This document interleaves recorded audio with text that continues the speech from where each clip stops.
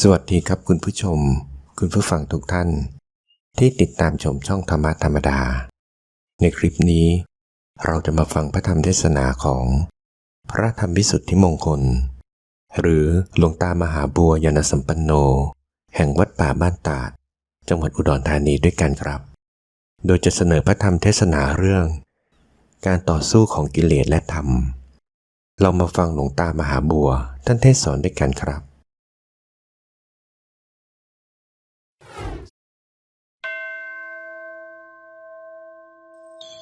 ไม่ว่าทางโลกและทางธรรมมนุษย์และสัตว์ย่อมมีหัวหน้ามีผู้พาดำเนินคอยฟังเสียงหัวหน้าผู้บังคับบัญชาและผู้เป็นครูเป็นอาจารย์นี่เป็นคติของโลกและธรรมเป็นมาอย่างนี้แม้แต่สัตว์เดรัจฉานก็มีหัวหน้าซึ่งเป็นจุดรวมของบริษัทบริวารทั้งหลาย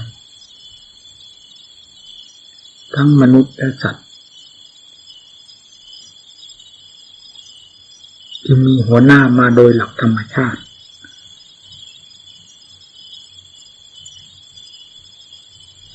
เรื่องศาสนาก็มีพระพุทธเจ้าเป็นประธานและนำศาสนธรรมออกมาประกาศสอนโลกอันนี้สำคัญมากมีความสำคัญทั้งสามแดนโลกธาตุเกี่ยวโยงกับศาสนธรรมและองค์ศาสดาทั้งสิ้นโลกหากไม่มีศาสนาเลยเป็นเครื่องยึดเหนี่ยวให้มีหิริโอตตัปปะภายในจิตใจแล้วย่อมเป็นโลกที่เดือดร้อนวุ่นวายมากที่สุดเฉพาะมนุษย์เราจะก่อความเดือดร้อนให้แก่กันได้มากมายชิบหายป่นปี้ยิ่งกว่าบรรดาสัตว์ทำอันตรายต่อกันได้เพราะมนุษย์มีความเฉลียวฉลาดเครื่องไม้เครื่องมือที่จะก่อความพินาศชิบหายแก่กันนั้นมีเหนือสัตว์ทั้งหลายไม่มีสัตว์ประเภทใดจะสู้มนุษย์ได้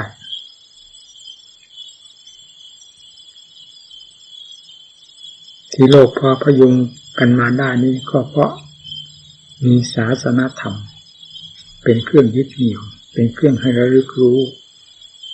ว่าบาปบุญคุณโทษกระจายไปกันนรกสวรรค์ซึ่งล้วนแต่เป็นความจริงของจริงล้วนๆที่พระพุทธเจ้าแต่ละพระองค์ทรงนำมาประกาศสอนโลกไว้นี้โลกจึงพอได้ยึดเหนี่ยวคนชั่วกับคนดีจึงมีสับปนกันไปไม่มีแต่ชั่วไม่มีแต่ชนิดมืดหนาสาโหดจนเกินไปมีดีมีชั่วค่อยรั้งหรือเหนี่ยวรั้งกันไว้พอพยุงตัวมาได้เท่าที่เป็นอยู่เวลานี้สมัยใดที่คนมีความสนใจใคร่ต่อศาสนามากสมัยนั้นการนั้น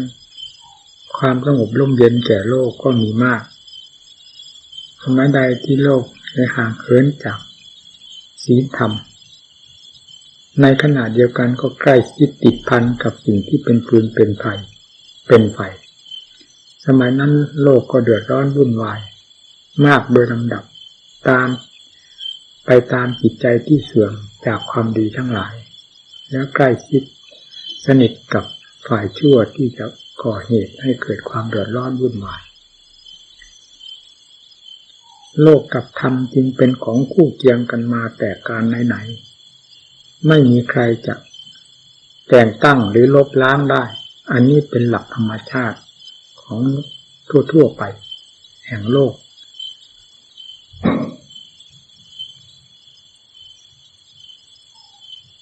คำที่ว่า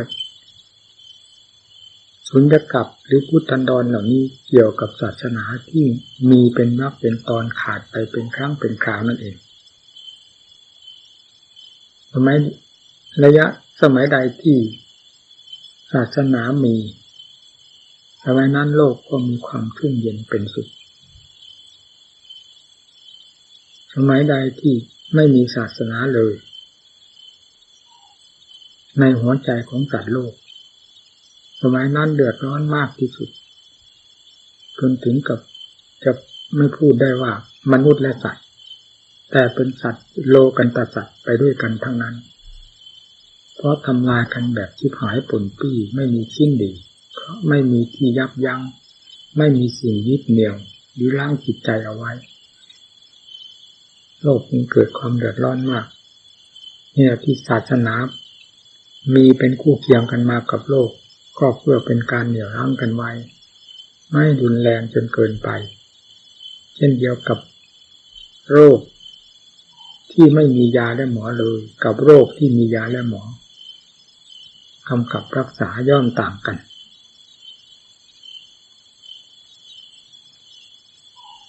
อันนี้ย้อนเข้ามาถึงนักปฏิบัติเฉพาะอย่างยิ่งพระกรรมฐานเราสังเกตดูตัวเองก็รู้ว่าขณะใดระยะใดที่สติหรือปัญญาได้ขาดจากความสัมพันธ์เกี่ยวเนื่องกับอัตถกับธรรมสติปัญญานั้นจะถูกกิเลสนำไปใช้แล้วย้อนกลับมาทำลายตัวเองไปทุกระยะไม่มีคำว่ายับยั้งชั่งตัวจนกว่าว่าสติที่เป็นธรรมและปัญญาที่เป็นธรรมได้ปรากฏและติดแนบด้วยความระมัดระวังของตนเองนั่นแหละข้าศึกคือสิ่งโสมมทั้งหลายเหล่านั้นจึงจะค่อยจางไปหรือยับยั้งตัวไม่สามารถทะลึ่งเข้ามาได้นี่เป็นคู่เคียงกันอย่างนี้เหมือนกันเราเป็นผู้ปฏิบัติธรรมหลักใหญ่มีความรู้สึกกันอย่างนี้เราไม่ได้ตั้งใจมาสั่งสมกิเลสอาสวะซึ่งเป็นสิ่งที่สกปรกโสมมและทำความเดือดร้อนเสียหายแก่เราแต่ก็ไม่พ้นที่จะเปิดช่องเปิดโอกาสให้มันเกิดมันมีขึ้นมาทำลายเราจนได้สติเราก็มีแต่ถูกมันนำเอาไปใช้เสียปัญญาก็มีแต่ถูกมันเอาไปใช้กลับมาสังหารเราเสียคำที่ว่าสติปัญญานั้นก็ไม่ใช่เป็นสติปัญญาของธรรมกลายเป็นสมบัติของกิเลสไปแล้วก็มากลายเป็นข้าศึกต่อเราอีกถึงเหล่านี้จึงควรคำนึงให้มากนะปฏิบัติทั้งที่มีศาสนาประจำใจตามความรู้สึกของตนและว่าเป็นนักปฏิบัติแต่หลักธรรมชาติที่มันไม่ประกาศตัวเองนั้นย่อมทำงานบนหัวใจของเราอยู่ตลอดเวลาที่เผลอตัวและกำลังไม่พอมันจะต้องลุกล้ำเข้ามาให้รักให้ชังให้เกลียดให้โกรธทั้งที่รู้ตัวอยู่นั่นแหละมันก็รักได้ชังได้เกลียดได้โกรธได้โลภได้ทั้งที่รู้ตัวเพราะกำลังไม่พอในระยะที่มันโหมตัวเข้ามาทับถมเราเต็มที่นั้นกำลังของเรายังไม่เพียงพอรู้ก็รู้เสียใจก็เสียใจแต่เมื่อได้ฝึกฝนอบรมขึ้นตามหลักธรรมที่พระพุทธเจ้าทรงสั่งสอนไว้ด้วยความอุตสาห์พยายามและความขยันหมั่นเพียรมีความมุ่งมั่นเป็นเข็มทิศอันสำคัญแล้วแม้จะล้มลุกคลุกคลานขนาดไหนมันก็ตั้งตัวขึ้นมาได้ทีละเล็กละน้อยด้วยความภาคเพียรพยายามของเราจนได้และตั้งตัวขึ้นมาได้สิ่งที่มีกำลังมากซึ่งเคยเป็นข้าศึกต่อเรามานั้นจะพอต่อสู้กันไปได้เป็นลำดับมีคราวแพ้คราวชนะ แต่สู้ไม่ถอยในเรื่องวิริยะธรรมสุดท้ายเราก็ชนะไปโดยลำดับจนกระทั่งไม่มีข้าศึกตัวใดที่จะกล้าหาญชันชัยออกมาสู้ต่อหน้าต่อตานอกจากหลบหลีกปีกตัวด้วยความฉลาดแหลมคมของมันเท่านั้นสุดท้ายก็ไม่พ้นสติธรรมปัญญาธรรมวิริยะธรรมที่จะตามประหัตประหารจนแหลกแตกกระจายไปจากจิตใจจนได้กลายเป็นใจที่บริสุทธิ์พุทโธขึ้นมาทั้งดวงซึ่งไม่เคยพบเคยเห็นมาแต่กับใดกันในตั้งแต่ธรรมชาตินี้เป็นตัวผู้รู้มาถูกกิเลสหุ้มห่อปิดบังมาจนกระทั่งถึงวันที่กิเลสพังทลายลงไปจากใจได้ปรากฏเป็นความรู้ที่อัศจรรย์ขึ้นมาเหนือสิ่งใดๆในโลกนี่เพราะอำนาจแห่งความเพียรเป็นที่นี้ขอให้ทุกท่านอย่านอนใจในการประพฤติปฏิบัติมรรคผลนิพพานซึ่งเป็นของประเสริฐเลิศยิ่งกว่าโลกทั้งหลายไม่ใช่เป็นของธรรมชาติที่จะควรชินชาต่อความมุ่งมั่นของพวกเราสิ่งที่เคยเป็นข้าศึกต่อเราเสียอีกที่เป็นสิ่งที่น่ารู้น่าเข้าใจน่าเข็ดหลาบน่าหันหน้าต่อสู้กับมันโดยเห็นว่ามันเป็นข้าศึกเสียอีกโดนเข้าเมื่อไรไม่เคยชินชาไม่ว่าความทุกข์จะเป็นทุกข์ทางใดด้วยอารมณ์อันใดด้วยเรื่องราวอันใดซึ่งมีกิเลสเป็นเจ้าตัวการอยู่นั้นมันจะแผดจะเผาภายในจิตใจเช่นเดียวกับไฟไม่เคยมีความชินต่อผู้ใดและใครจะชินต่อฟืนต่อไฟไม่ได้ที่เข้าตรงไหนเป็นโดดผึ่งด้วยกันทั้งนั้นนี่ไฟคือกิเลสราคะตัณหาที่มันจี้เข้าตรงไหนก็เป็นเช่นนั้นซึ่งเป็นสิ่งที่น่าเข็ดหลาบน่ากลัวน่าเห็นภัยอย่างยิ่งแต่ก็เป็นกลมายาของมันที่แนบเนียนมากยิ่งกว่านี้เข้าไปอีกปิดบังเอาไว้ไม่ให้เห็นโทษเห็นภัยจึงพากันชินชาต่อความเป็นอยู่เหล่านี้จนถึงกับลืมเนื้อลืมตัวไม่หาทางออกหรือหาทางออกบ้างชั่วขณะแล้วก็จมไปกับมันเสียนี้มีจำนวนมากท่านผู้ใดก็ตามถ้าลงได้เปิดหน้าของกิเลสขึ้นมาให้รู้โดยลำดับจนกระทั่งเปิดออกหมดจากจิตใจแล้วท่านผู้นั้นจะไม่ขนพองสยองกล้าวเห็นโทษของมันเหมือนกับฟ้าดินถล่มแล้วจะไม่มีเลยแม้แต่รายเดียวพระพุทธเจ้าก็ดีพระสาวกพระพุทธเจ้าทั้งหลายก็ดีพระสาวกอรหันต์ของพระพุทธเจ้าแต่ละพระองค์นั่นก็ดีเมื่อได้เปิดหน้ากากความชั่วช้าลามกความสกปรกโสมมความแผดเผาความทุกข์ทำจัดให้ทุกข์ทรมานของมันขึ้นมาแล้วเห็นอย่างชัดเจนแล้วถ้าจะเทียบกับโลกก็เรียกว่าตัวสะดุ้งเหมือนกับจะสลบสลายไปนั่นแหละเพราะความเห็นโทษถึงขนาดนั้นเพราะฉะนั้นท่านจึงสามารถประกาศสอนธรรมแก่บรรดาสัตว์ทั้งหลายได้อย่างองอาจกล้าหาญด้วยทางความดีงามตลอดถึงธรรมอัศจรรย์ทั้งหลายซึ่งเหนือสิ่งทั้งหลายที่กล่อมสัตว์โลกว่าดีว่าวิเศษวิโสให้ติดจมอยู่นี้เป็นไหนธรรมชาติเหล่านี้ที่เป็นที่ว่าสกปรกโสมมนั้นถ้าเป็นอาจมก็ยังไม่ทำพิษร้ายแก่ผู้ใด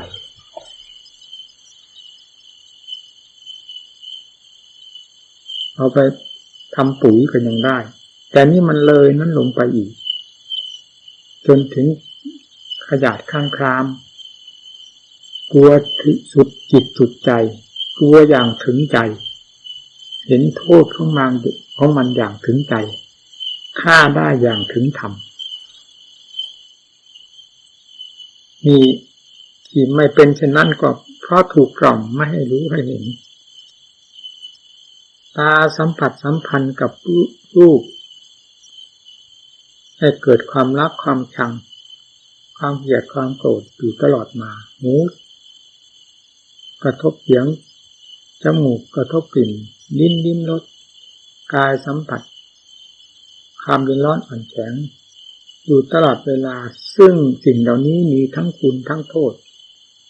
ส่วนมากเป็นโทษทั้งนั้นถ้าเป็นฝ่ายกิเลสผลิตขึ้นมาให้เป็นให้รักให้ชังให้เกลียดให้เกิดเราก็ไม่เห็นเราก็ไม่เข็ดหลาบเพราะไม่มีสิ่งที่ให้เห็นไม่มีเครื่องมือที่จะให้เห็นไม่มีเครื่องมือที่จะให้เข็ดหลาบเราจึงไม่เข็ดหลาบจึงชินชาต่อสิ่งเหล่านี้ทั้งที่จะแหวกว่ายตัวของตัวออกจากสิ่งเหล่านี้อยู่อย่างเต็มหัวใจแต่ไม่ทราบว่ากลมายาของมันเกลี้ยกล่อมพวกเราได้อย่างไรจึงได้สนิทติดจมกับมันอยู่ทั้งที่เป็นนักปฏิบัติอยู่นี่แหละนักภาวนาอยู่นี่แหละมันละเอียดแหลมคมไม้กิเลสท่านทั้งหลายนำไปพินิจพิจารณาขนาดนั้นเชียวแหละไม่มีข้อสงสัยเราไม่สงสัยเพราะเป็นอย่างนั้นจริงๆทำเครื่องเปิดให้ดูหน้ากากของมันก็มีคว้าไม่ติดมือไปเสียถูกมันปัดมันตีเอาหลุดไม้หลุดมือไปความวิริยะธรรมคือความเพียรโดยธรรมความเพียรในทางธรรมเพื่อแก้กิเลสก็มีขันติธรรมความอดความทนเพื่อต่อสู้กิเลสก็มีสติธรรมเพื่อรู้เรื่องของกิเลสก็มีปัญญาธรรมเพื่อวิพากษ์วิจารณ์พิจารณาไข้ควรแง่หนักเบาแห่งโทษของมันก็มีสมาธิความเหนียวแน่นมั่นคงต่อประโยชน์พยายามอันเป็นสาเหตุก็มี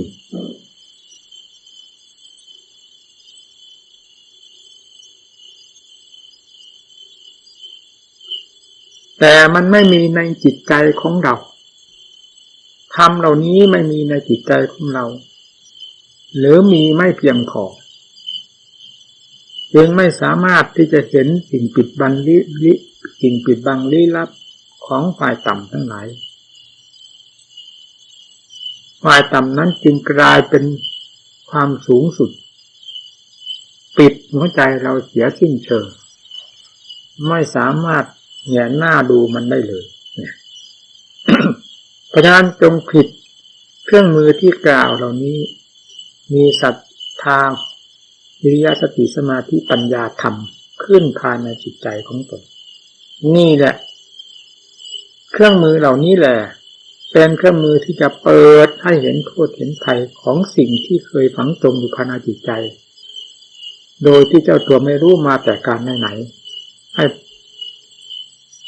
แสดงตัวขึ้นมาด้วยอำนาจแห่งเครื่องมือเหล่านี้โดยลำดับลำดาตั้งแต่หยาบจนกระทั่งถึงละเอียดสุดของสิ่งปิดบังทั้งหลายเหล่านี้หรือสิ่งเกลี้ยกล่อมทั้งหลายเหล่านี้ให้เปิดเผยขึ้นมาอย่างเต็มที่และพังทลายลงไปอย่างไม่มีท่าเพราะอำนาจของสติธรรมปัญญาธรรมทำลายสังหารเกลี้ยงแล้วธรรมที่ไม่เคยรู้เคยเห็นเราจะเริ่มรู้เริ่มเห็นไปตั้งแต่ขั้นสมาธิธรรมอันเป็นฝ่ายผลคือความแน่นหนามั่นคงของใจกลายมาจากความพุ่งซ่านนำคาญโยกคลอนประหนึ่งว่าฟุตบอลที่ถูกกิเลสเตะอยู่ตลอดเวลากลายเข้ามายับยั้งชั่งตัวได้เพราะอำนาจแห่งธรรมเหล่านี้เป็นเครื่องยับยั้งไว้ได้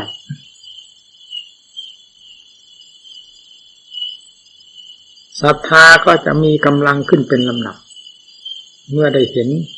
ผลปรากฏขึ้นมาตั้งแต่ขั้นนี้จนกระทั่งถึงขั้นปัญญาและผลที่ปัญญาชำระได้เป็นอย่างไร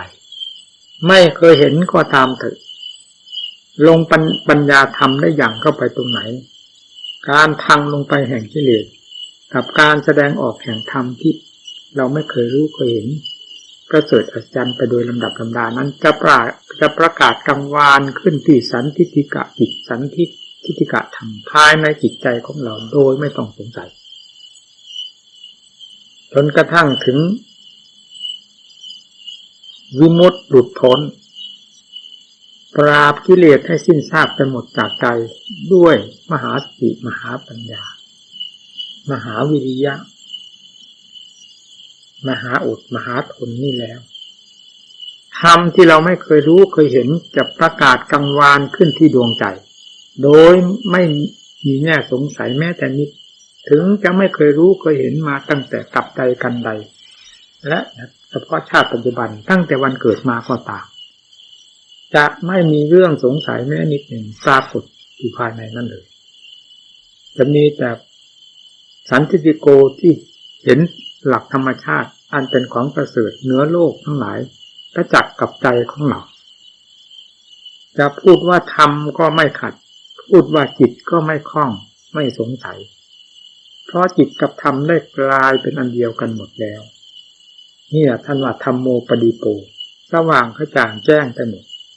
สิ่งที่ไม่เคยรู้ก็รู้ไม่เคยเห็นก็เห็นตั้งแต่วันเกิดมาในชาติปัจจุบันนี้เราไม่เคยรู้ไม่เคยเห็นอันใดจิตใจตรงนี้ก็เป็นตัวรู้มาตั้งแต่วันอุบัติก่อนหน้านั้นเราไม่พูดถึงจนกระทั่งบัดนี้มันรู้อยู่ในวิสัยของกิเลสพาให้รู้ให้เห็นมันไม่รู้ในวิสัยของธรรมพาให้รู้ให้เห็นมันจึงต่างกันที่ตรงนี้เมื่อเปิดวิสัยของกิเลสออกไปอำนาจของกิเลสออกไปเอาวิสัยของธรรมอำนาจของธรรมสอดแทรกเข้าไปสอดแทรกเข้าไปสิ่งที่ธรรมควรจะรู้ธรรมต้องรู้ต้องเห็นเป็นลำดับลำดาจนกระทั่งเห็นสว่างกระจ่างแจ้งไปหมดภายในจิตใจหายสงสัยไม่ต้องถามผู้ใดเฉพาะอย่างยิ่งความบริสุทธิ์แม้พระพุทธเจ้ากี่พระองค์จะประทับอยู่ต่อหน้าต่อตาและสาวกอรหันต์กี่หมื่นกี่ล้านองค์นั่งอยู่ต่อหน้าต่อตาซึ่งเคยสงสัยและเคยทูลถามท่านหรืออยากทูลถามท่านจะหมดปัญหาไปโดยสิ้นเชิงเพราะอำนาจแห่งสันทิฏฐิโกเป็นธรรมชาติที่ตัดสินอยู่ในตัวเองโดยสมบูรณ์แล้วดังนั้นพระพุทธเจ้าท่านถึงประกาศให้เราทั้งหลายได้ทราบว่าสันทิฏฐิโกสันทิฏฐิโกผู้ปฏิบัติจะพึงรู้เองเห็นเองปัจจตังเวทิตโบวิยุงคือท่านผู้รู้ทั้งหลายนั้นท่านรู้ด้วยตนเองทั้งนั้นเป็นสันทิฏฐิโกด้วยตนเองทั้งนั้นถึงขั้นนี้แล้วไม่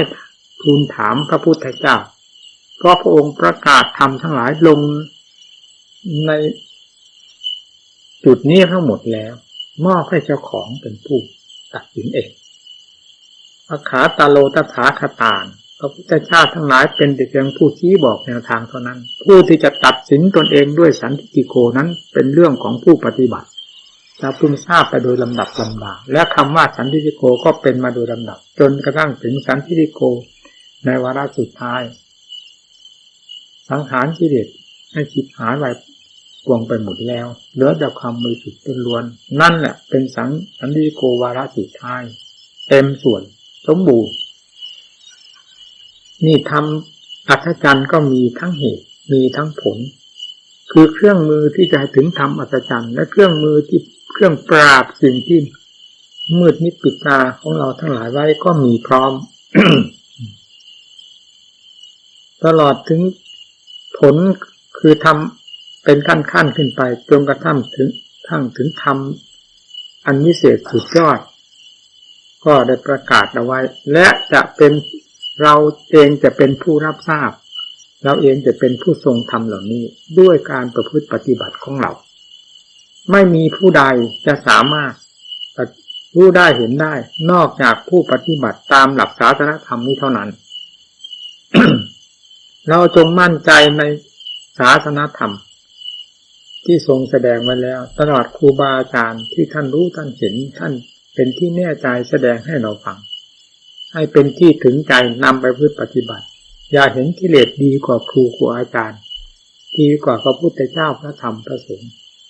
จะกลายเป็นเทวทัตในร่างแห่งพระแห่งร่างนักปฏิบัติโดยไม่รู้สึกตัว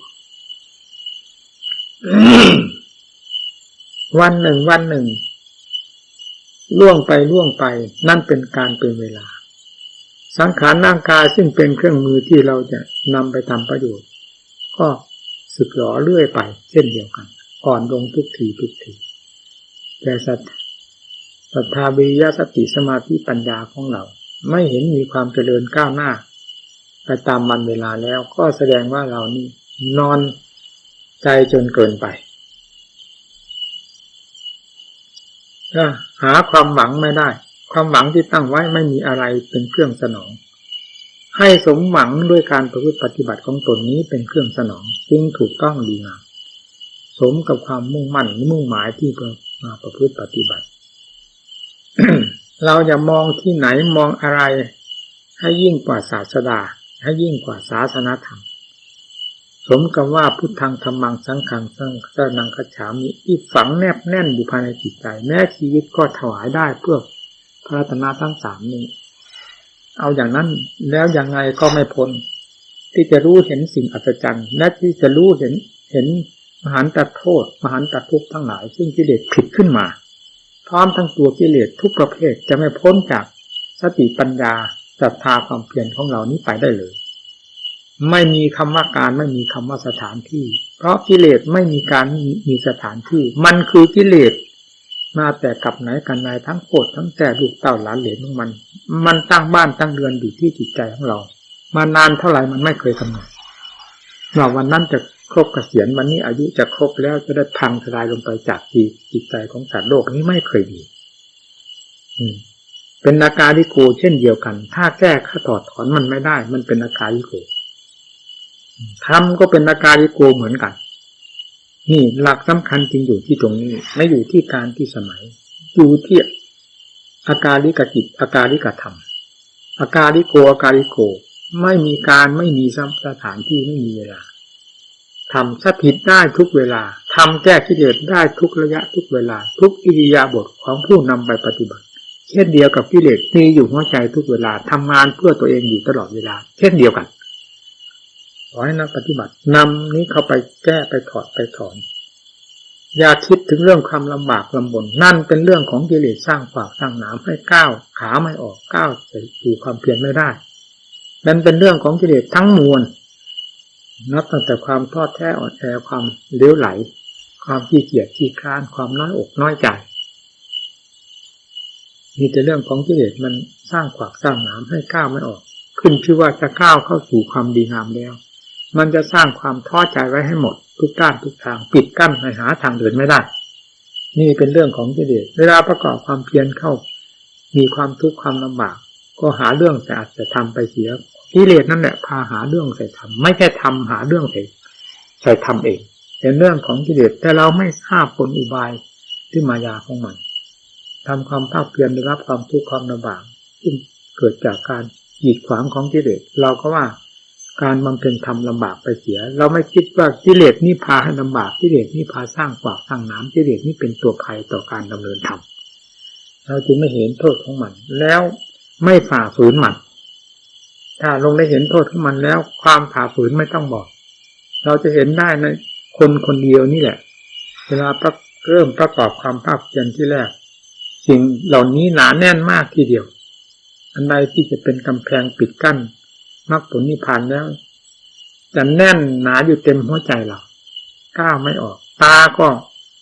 มองดูธรรมไม่เห็นแต่มองไปตามกิเลสสั่งให้มองนั่น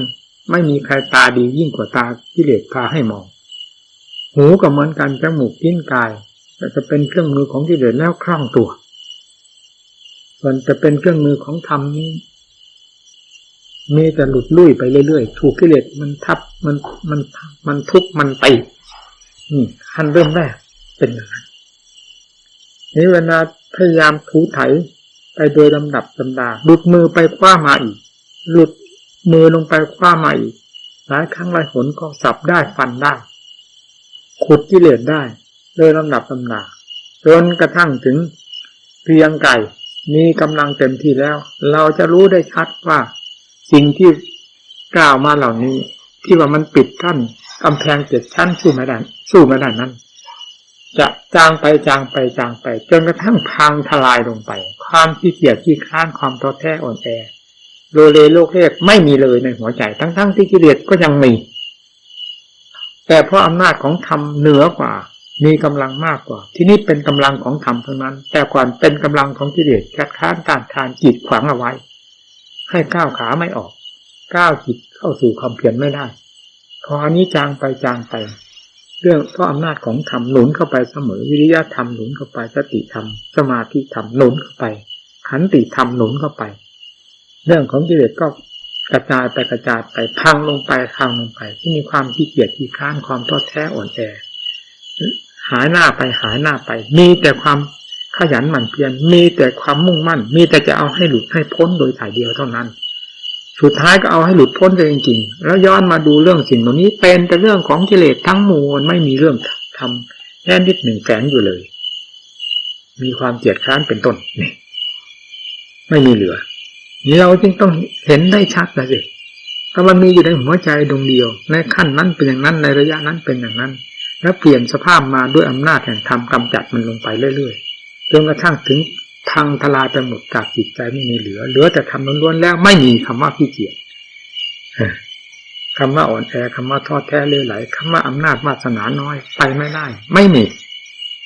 ไปไม่ได้ไงก็ไปให้เห็นอยู่นี่รู้อยู่นี่ให้เห็นประจักษ์ตายไม่รู้ได้ไงสุดวิสัยยังไงรู้อยู่นี่ถ้าเป็นสิ่งที่สุดวิสัยรู้ได้ยังไงรู้เห็นอยู่นี่นี่แหละระหว่างธรรมกับโลกหรือกับอธรรมที่เป็นข้าศึกกันมันเป็นกันอย่างนี้ในหัวใจเราดวงนี้อยู่บนเวทีของกิเลสระหว่างธรรมกับกิเลสต่อสู้กันอยู่บนหัวใจไม่มีใครจะรบได้ถ้าไม่ใช่เป็นนักรบต่อการกันบนเวทีด้วยความภาคเพียรอย่าชินชาต่ออายุพรรษาอย่าชินชาต่อสถานที่ต่อครูต่ออาจารย์อย่าชินชาต่อธรรมแล้วเยิ้มรับกิเลสไม่เห็นมีความชินชาหน้าด้านกับมันมากลายมาเป็นหน้าด้านต่อธรรมไปเสียก็เพราะมันกล่อมนั่นเองให้รู้ให้เข้าใจเรื่องความเป็นห่วงเป็นใยหมู่เพื่อนนั้นห่วงมากเป็นใยมากเป็นห่วงเป็นใยมากเพราะสุขภาพลดลงทุกวันเจ้าของรู้ตัวของเจ้าของมันลดลงทุกวันแต่หมู่เพื่อนพอที่จะได้เรื่องได้ราวนั้นก็ไม่ได้จะว่าอย่างไรมองดูตาก็ทิ่มเข้ามาฟังทางหูก็ทิ่มเข้ามาก็สัมผัสสัมพันธ์ตรงไหนทิ่มเข้ามามีแต่เรื่องหอกเรื่องแหลมเรื่องหลาวอันเป็นเรื่องของกิเลสทั้งมวลเรื่องธรรมที่อบรมสั่งสอนให้ราบรื่นภายในตาในหูนี่อันเกิดจากผลของผู้นั้นได้ปฏิบัติมามันไม่ค่อยมีนี่และยิ่งมาหลั่งไหลเข้ามามากเท่าไหร่ก็ยิ่งแล้วปนคนกันไปหมดไม่ทราบองค์ไหนเป็นยังไงองค์ไหนเป็นยังไงแล้วจะเหลวแหลกแนวไปตามๆกันหมดนะอย่าว่าไม่บอกนี่บอกนอกจากไม่ดูเหมือนไม่ดูเหมือนไม่ได้ฟังแต่หัวใจนี้มันอดไม่ได้สัมผัสพับที่ตรงไหนความรู้เรื่องดีชั่วผิดถูกประการต่างๆจะต้องปรากฏขึ้นภายในหัวใจทันทีขณะที่สัมผัสสัมพันธ์ทางตาหูเป็นต้นแล้วเพื่อนควรจะทำความระมัดระวังซึ่งก็เคยได้เตือนแล้วไม่ใช่เป็นของละเอียดเป็นของหยาบๆมาเกี่ยวข้องด้วยกันเสียงอึกระทึกครึกโครมกิริยามารยาทเป็นตัวคึกตัวขนองไปไม่ใช่เป็นกิริยาของผู้เห็นภัยต่อกิเลสตัณหาอาสวะไม่เห็นภัยต่อข้าศึกเห็นคุณค่าต่อความเพียรพอที่จะนิ่มนวลในกิริยาทั้งหลายที่ได้เห็นและชื่นใจสำหรับผู้ได้เห็นได้ยินนี่มันกลับเป็นเรื่องโกงข้ามไปเสียกิริยาอาการต่างๆเป็นเรื่องคึกเรื่องขนองเป็นเรื่องของกิเลสดูไม่ได้เจ้าตัวไม่รู้เหมือนอัดอั้นตันใจอยากแสดงอยู่เท่านั้นแหละ พอได้โอกาสเมื่อไรเป็นผึ่งออกมาทันทีผึ่งออกมาทันทีให้เห็นต่อหน้าต่อตามันก็สลดสังเวชอดไม่ได้นะผู้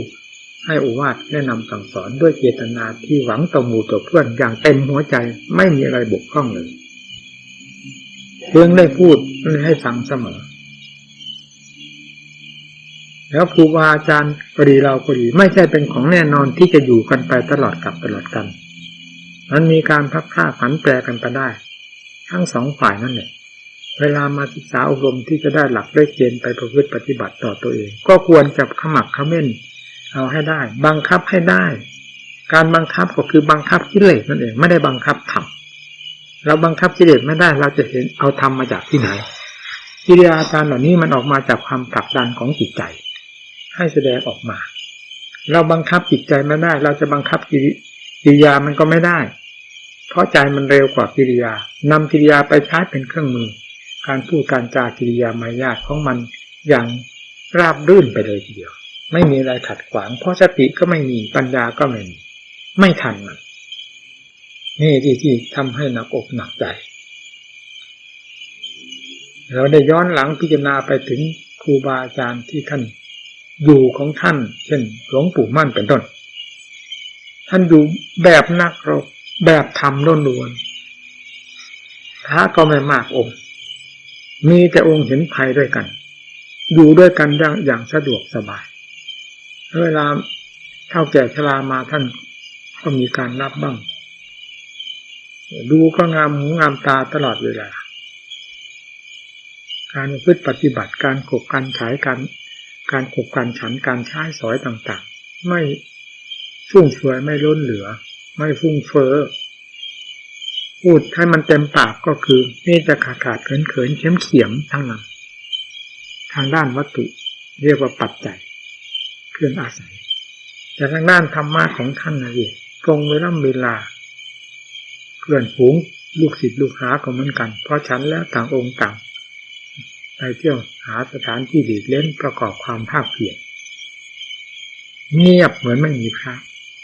มาเห็นกันก็พูดซุบๆซิบเล็กๆน้อยๆพูดถึงเรื่องอัดเรื่องทำแล้วกิเลสจะเข้าไปทำลายได้ยังไงเมื่อเป็นอย่างนั้นก็มีแต่การฆ่ากิเลสโดยลำดับลำดาพวกเราเนี่ยมันโกงกันข้ามมีมากเท่าไรยิ่งเลอะเทอะอกจะแตกเจ้าของมันไม่รู้ไม่มีเจตนาหรือมีก็ไม่อาจทราบได้เมื่อบวกกันเข้าแล้วมันก็เลอะเทอะไปเอามรรคผลนิพพานจากความเลอะเทอะได้ที่ไหนน่าคิดไหมพิจารณาดิ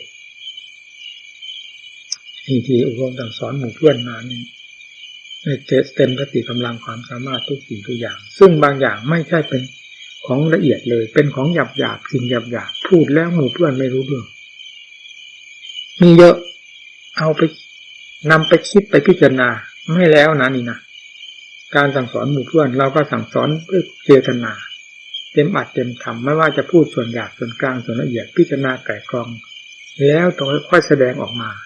แต่หยาบแท้ๆทำไมหมู่เพื่อนจับไม่ได้ถ้าไปปฏิบัติตาม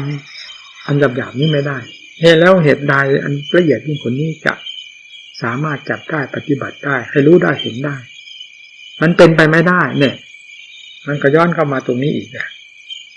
เพราะส่วนหยาบเท่านี้มันก็ยังจับไม่ได้หลุดไม้หลุดมือหรือไม่สนใจฟังเพราะจิตอำนาจของจิตมันเลื่อนมันลอยหาหลักเกณฑ์ไม่ได้เหมือนว่าเชือกขาดอยู่บนอากาศมีแต่หัวปักลงท่าเดียวใครก็ทราบไม่ได้ไม่อาจทราบถ้าเจ้าของไม่มีสติปัญญาจะทราบตัวเองแล้วปรับปรุงแก้ไขตัวเองไปโดยลำดับลำดาเท่านั้นจึงจะเป็นเครื่องนำมายืนยันต่อสายหูสายตาของเพื่อนฝูงตลอดครูบาอาจารย์ว่าได้ว่าเป็นที่งามตางามใจ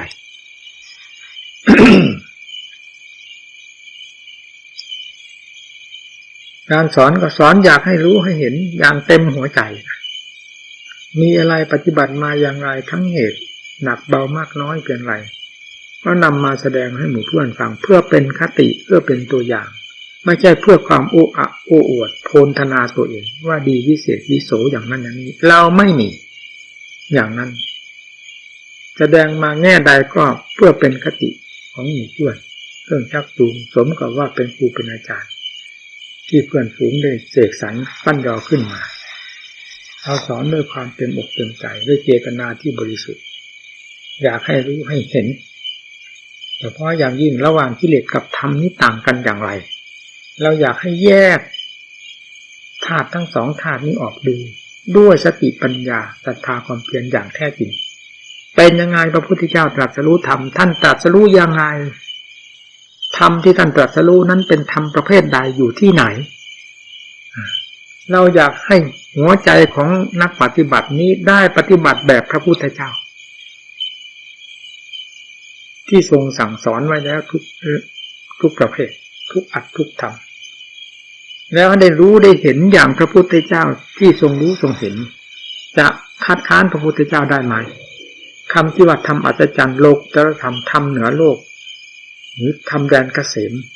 หรือนิพพานังปรมังสุขขังนั้นจะมีที่คัดค้านกันได้ไหมภายในหัวใจของเราที่ได้แสดงเต็มดวงขึ้นมาอย่างนั้นแล้วจะมีที่คัดค้านได้ที่ไหนถ้าไม่ยอมกราบเพียงอย่างเดียวเท่านั้นกราบอย่างราบชีวิตจิตใจมอบได้เลยเท่านั้นไม่ได้คำนึงถึงว่าพระพุทธเจ้าปรินิพพานไปกี่องค์แล้วและนานเท่าไหร่เลยเพราะความจริงในหลักธรรมชาติที่ปรากฏเด่นอย่างเด่นชัดเต็มหัวใจเราอยู่นี้ประกาศกลางวานอยู่กับเราอยู่แล้วว่าเป็นข้อยืนยันเช่นเดียวกันนั้นแล้วเราจะสงสัยที่ไหนมันไม่มีทางที่จะสงสัยนี่แหละที่ว่าอากาลิโกอาการลิกจิตอาการลิกธรรมเมื่อเข้าถึงใจแล้วเป็นอยู่ที่จิตรู้ที่จิตเรื่องกิเลสมันเป็นความลามกจกเปรตขนาดไหนมันจะรู้กันมาโดยลำดับลำดาเมื่อมีธรรมเครื่องส่องเมื่อมีธรรมเครื่องรู้แต่ถ้าไม่มีไม่สนใจกับธรรมแล้วจมกันไปกับกิเลสนี่ตลอดกับตลอดกันก็เป็นอาการลิโกเช่นเดียวกันเราเลือกที่เรานักปฏิบัติให้อยู่กับกองทุกข์ให้กิเลสมันโยนลงเหวลงบ่อลงน้ำร้อนนรกอเวจีขนาดไหนมากี่กับกี่กันเรายังจะพอใจอยู่หรือเราไม่เชื่อหรือว่านรกไม่มีเราไม่เคยเกิดเคยตายนี่คือตัวนักตกนรกนี่คือตัวนักเกิดนักตายกี่ภพกี่ชาติให้ดูดวงจิตดวงนี้เป็นนักที่สุดด้วยกันทุกดวงใจไม่ว่าสัตว์เดรัจฉานไม่ว่ามนุษย์ไม่ว่าอินทร์ทั้งหลายมีแต่นักท่องเที่ยวนักเกิดแก่เจ็บตายนักตกนรกขึ้นสวรรค์วกไปเย็นมาอยู่นี่ด้วยอำนาจของกิเลสมันควบคุมไว้ในสามแดนโลกธาตุนี้ไม่ให้พ้นไปจากนี้ได้ด้วยกันทั้งนั้นไม่สงสัยนี่ไม่สงสัยดูใจดวงนี้แล้วกระจายไปหมดเลยพอได้ลากกิเลสมาสังหารจะให้เรียบพุทธหมดแล้วไม่มีสะพานไม่มีเชือกที่มันจะลากเราไปลงที่นั่นที่นี่เชือกคือเชื้ออวิชชานั่นเองตัวพาให้เกิดล่ะนี่คือตัวพาให้เกิดตัวลากสัตว์ไปเกิดที่นั่นที่นี่คืออวิชชาเกิดสูงๆต่ำๆนุ่มๆนอนๆนั้นได้จะวิบากกรรมดีชั่วที่แฝงไปกับอวิชชาอันพาให้เกิดนั้นนี่มันมีอยู่ด้วยกันทุกจิตทุกดวงของสัตว์ของบุคคลไม่สงสัยนี่แหละพาให้เกิดให้ตายนี่แล้วเรายังสงสัยอะไรอีกว่าเราไม่เคยเกิดเคยตายไม่เคยโดนบาปโดนบุญกุศลและตลอดถึงตกนรกเวจีเราสงสัยที่ไหนสิ่งอันนี้เป็นของมีอยู่อย่างตายตัวไม่มีอะไรที่จะมาลบล้างอันคำว่านรกก็มีสวรรค์ไม่มีบาปไม่มีบุญไม่มีมันเป็นกลอุบายของกิเลสมันลบล้างต่างหากนี่ฟังได้ว่ากิเลสตัวหลอกลวงไม่มีใครเกินกิเลสหาความจริงไม่ได้ก็คือกิเลสเป็นผู้เสกสรรปั้นยอเองหลอกสัตว์โลกมาโดยลำดับลำดาจนกว่าจะมีธรรมเป็นเครื่องแก้กลมันนี้ซองเข้าไปสู่ดูความจริงแล้วก็หมดความเชื่อความสงสัยต่อมันแล้วยังเห็นมันเป็นค่าศึกต่อตนเองอีกด้วยอำนาจแห่งแสงสว่างแห่งธรรมที่ส่องเข้าไปถึงจนกระทั่งถึงพังทลายตัวของมันออกหมดแล้วอะไรมีที่ไหนทำไมจะไม่เห็นจริงมีกิเลสอย่างเดียวเท่านั้นปิดบังหัวใจไว้ที่ไม่เห็นเราสงสัยอะไรเกิดมากี่ภพกี่ชาตินับได้เมื่อไหร่จิตแต่ละดวงนับไม่ได้นะกี่กับกี่กันเป็นมาแล้วและยังจะเป็นไปอีกทำนองที่เป็นมานี้เป็นอย่างมนุษย์นี่ก็ข้อทำเนา จมจากมนุษย์เลยลงไปนั่นสิมันเราแน่ใจได้เมื่อไหร่เพราะกิเลสมันพาคนให้พ้นทุกข์เมื่อไหร่มันจะลากคนลงในกองทุกข์ทั้งนั้นเรายังจะนอนใจเชื่อกิเลสโดยไม่ยอมรู้สึกตัวอยู่เลยมันควรจะพิจารณาให้มากเฉพาะนักปฏิบัติของเราเอาให้เห็นดิโทษของกิเลสมีเต็มหัวใจทำไมทำก็ควรจะมีได้เต็มหัวใจเช่นเดียวกันเพื่อจะได้ดูกิเลสหน้าของกิเลสกับธรรมนี่ต่างกันอย่างไรบ้างและโทษกับคุณโทษของมันกับคุณของธรรมนี่ต่างกันอย่างไรบ้างมันควรจะเห็นถ้าผู้ปฏิบัติไม่เห็นไม่มีใครจะเห็นแหละอ่านก็อ่านไปเสร็จตำราตำรานับถือศาสนาก็นับถือไปนั่นถ้าเราไม่สนใจแก้กิเลสมันไม่ได้ขึ้นอยู่มันไม่ได้กลัวคนอ่านคนนับถือศาสนาแล้วคนเรียนตำรับตำรามามากมันกลัวตั้งแต่คนปฏิบัติเพื่อจะกำจัดมันเท่านั้นท่านที่เรียกว่าปฏิบัติปริยัติปฏิบัติปฏิเวทนี่ผู้ที่จะทำลายกิเลสก็คือผู้ปริยัติเรียนเพื่อปฏิบัติปฏิบัติเพื่อความรู้แจ้งนี่กิเลสกลัวตรงนี้กิเลสไม่ได้กลัวนอกจากนี้ไปเลยท่านขอให้ทุกท่านตั้งใจประพฤติปฏิบัติอย่าได้รอแหละโยกคอน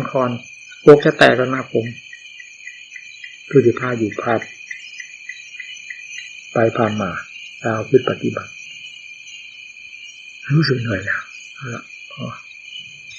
เราพูดโกงๆนอนเราเคยพูดกับหมู่กับเพื่อนมากๆเลยอย่าลากเราไปลงนรกอย่างนั้นนะเมื่อเราเชื่อตัวเองไม่ได้จะลากเราไปอย่างนั้นไม่ได้นะยังขันอันนั้นอะไรกับมันดินน้ำลมไฟอะไรกับมันวิเศษวิโสอะไรถ้ากันใช้มาแล้วตั้งแต่วันเกิดเมื่อมันหมดสมรรถภาพมันแล้วก็ปล่อยมันเรื่อยทรมานไม่ได้ถึงเวลาของเราจะทำให้เราเป็นอย่างนั้นไม่ได้นะถามเราไปนู่นถามนี้ไม่ได้นะฟังให้ถึงใจนั่นนะยาเราไม่เป็นแบบนั้นเป็นอันขาดเราจะอยู่ที่ตรงไหนให้ตายตรงนั้นเลยไปว่าได้ตรงไหนให้ตายตรงนั้นเลยอย่าเอาหนีโยกย้ายไปไหนขัดมากทีเดียวเราพูดอย่างเต็มหัวใจออกมาจากความเต็มหัวใจเราบอกเราไม่เคยจะทุกข์ทานกับเรื่องความเป็นความตายคุณน้ำหนักเท่ากันในความรู้สึกเราเป็นอย่างนั้นมันไปไม่ได้หรือไม่ได้ก็ที่อยู่ที่เนี่ยมึงจะตายแล้วก็ตายที่เนี่ยเท่านั้นเองเรื่องธาตุขันธ์สลายเท่านั้นมีอะไรใจเป็นใจธาตุขันธ์เป็นธาตุขันธ์รู้กันอยู่ชัดๆเว้นกันทำไมเครื่องมือเครื่องใช้มันก็เหมือนวัตถุต่างๆวัตถุอันนี้ก็ดีคิดอะไรของมีแต่ความรู้มันสร้างไปตามประสาทต่างๆซึ่งเป็นเครื่องมือของความรู้นี้ใช้กันอยู่ทางตาเห็นรูปนั่นนี่ประสาทสัมผัสสัมพันธ์สิ่งนั้นนี่รู้อันนั้นรู้นั้นอันนั้นรู้นั้นมันเป็นเครื่องมือของแต่ละอย่างเครื่องมือนี้ใช้นี่เครื่องมือนี้ใช้นี่เครื่องมือนี้ใช้นี่โดยอาศัยเจ้าของเป็นหลักใหญ่นำเครื่องมือไปใช้นี่โดยอาศัยใจเป็นเครื่องมือใหญ่โอเป็นตัวการอันใหญ่ที่จะใช้เครื่องมือประสาทต่างๆในร่างกายของเราพอหมดสมรรถภาพแล้วถอนนั้นเข้ามาเสียมันก็ลงเท่านั้นเองมันชิบหายไปไหนที่น้ำมันถึงที่ถึงฐานของจิตของธรรมสิแล้วสงสัยไปไหนนี่ไม่สงสัยนะพูดตรงๆนะผมพูดอย่างนี้ใครจะว่าอาถรรพ์หรือไม่อาถรรพ์ใครจะว่าบ้าก็บอกก็ว่าไปเถอะปากใครมีแต่ความจริงของเราจะพูดเต็มหัวใจของเราออกมาจากหัวใจของเราอย่างเต็มที่เลยเราไม่สะทกสะท้านเราพูดตรงๆไม่เคยกลัวไม่เคยกล้าหลักธรรมชาติมียังไงอยู่ตามหลักธรรมชาติรู้ตามหลักธรรมชาติเท่านั้นจนมาถึงวาระสุดท้ายปล่อยความรับผิดชอบอยู่จะถึงเลยอะไรจะควรกินควรปลุกควรฉันควรปิดควรอะไรเรื่องเราเห็นเองอนุญาตเองพอใจเองเห็นด้วยเองไม่ว่าฝืนไปแล้วกันธาตุขันธ์ตายอย่างสบายบอกว่าโรคโศกเศร้าเงาหงอยเวลาจะตายนี่ไม่โศกว่างนั่นเลยไม่โศกไม่เศร้าไม่ลื่นลงจะอยู่ตามความจริงรู้ตามความจริงเท่านั้นไปตามความจริง ที่มันเป็นมายังไงลุ่มๆดอนๆลุ่มต่ำๆลุ่มลุกคุกคานออกพูดหมดก็เป็นมาหมดแล้วเราไม่สงสัยเรื่องนั้นเป็นอย่างนี้ก็พูดอย่างนี้ตามมันเป็นนี่จะว่าไงนะอย่างนี้มันเป็นอย่างนี้พูดตามเรื่องมันเป็นอย่างนี้ปัจจุบันเป็นอย่างนี้แล้วแน่ใจว่ามันมีอดีตแล้วพูดอีกด้วยในหัวใจลงนี้อยากให้หมู่เพื่อนได้รู้ได้เห็นแทบอกจะแตกจะเป็นจะตายก็สิ่งที่จะแทบอกจะแตกมันเป็นปฏิบัติต่อกันเข้ามาทำลายหัวใจทุกวันเลยที่มันเป็นกระหลุดสังเวชนะสิ่งที่มุ่งที่หวังมันไม่ปรากฏสิ่งไม่พึงปรารถนามันแสดงตลอดเวลาเต็มท่าเต็มเอ็นเลยใครได้ความพิเศษวิโสเพราะความขี้เกียจอ่อนแอก็แท้เรื่อยไหลมีไหมเอามาอวดสิก็บอกว่าในนี่คือตลาดของกิเลสทำงานบอกดูแล้วเนี่ยจะเข้มแข็งเพื่อให้มันพลิกเรื่องของกิเลสลงบ้างมันไม่ได้เลยมันพลาดความเพียรกลัวจะตายหรือนั่นแหละความกลัวตายเรื่องของกิเลสล้วนๆตัวตลาดขายสัตว์นั่นแหละตรงพิจารณามันถึงความจริงเนี่ยมันไม่มีอะไรตายมันเชื่อขนาดนั้นน่ะว่าไงเชื่อแบบไม่สนใจจะถอนด้วยถอนไม่ขึ้นด้วยไม่สนใจจะถอนด้วยนะเวลากลัวตายมันก็กลัวเวลาไม่กลัวบอกว่าไม่กลัวหากไม่กล้าตามหลักธรรมชาติเลยเดียวต้องมองไปห่วงหาอะไรสมบัติพาแสงอะไรเรื่องความมีความเป็นทั้งหลายเราไม่รับรู้มันก็มีก็เป็นทั้งมันตามธรรมชาติเรารับรู้มันก็มีก็เป็นทั้งมันอีกนั่นนี่อยากให้หมู่เพื่อนได้รู้ได้เห็นอีกสิ่งที่ไม่เคยรู้เคยเห็นไม่เคยคาดเคยหมายแต่ว่าเป็นเต็มหัวใจเนี่ยมันเห็นนึงสิกิเลสเต็มหัวใจมันก็เห็นมาแล้วมันเป็นยังไงธรรมเต็มหัวใจใจเป็นธรรมธรรมเป็นใจเต็มดวงมันเป็นยังไงมันเห็นมึงสิพระเจ้าไม่ใช่องค์โกหกทำไมไม่เชื่อแต่กิเลสตัวโกหกมันได้เรื่องอะไรกิเลสมันเคยมีตัวไหนตัวจริงมีแต่ตัวโกหกนั้นกินก้อนหลอกลวงทำมีแต่ของจริงล้วนๆทำไมมาฟัดมาเหวี่ยงทำไมไม่มาฟัดมาเหวี่ยงกันบ้างเรื่องลืมตัวนี่มันข้างแทรกไปเร็วที่สุดนะอะไรเอาใครจะขอนิสัยขอจะไปแล้วนะขอไปยังว่าเดี๋ยวไปนั่นไปนี่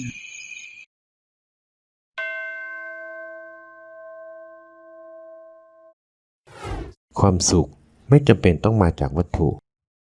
หรือสังคมหรูหราแต่มาจากคำว่าพอโอวาทธรรมหลวงตามหาบัวยานสัมปันโนขอขอบคุณทุกท่านที่ได้สนับสนุนช่อง YouTube ธรรมะธรรมดาด้วยครับทุกครั้งที่ท่านดูอย่าลืมช่วยกันกดไลค์กดแชร์เพื่อเป็นการทำให้คลิปธรรมะของเราได้มีการเผยแพร่ออกไปมากขึ้นและที่สำคัญอย่าลืมกดติดตามช่องธรรมะธรรมดาด้วยนะครับขออนุโมทนาบุญกับทุกท่านที่ร่วมรับฟังด้วยกันครับสาธุ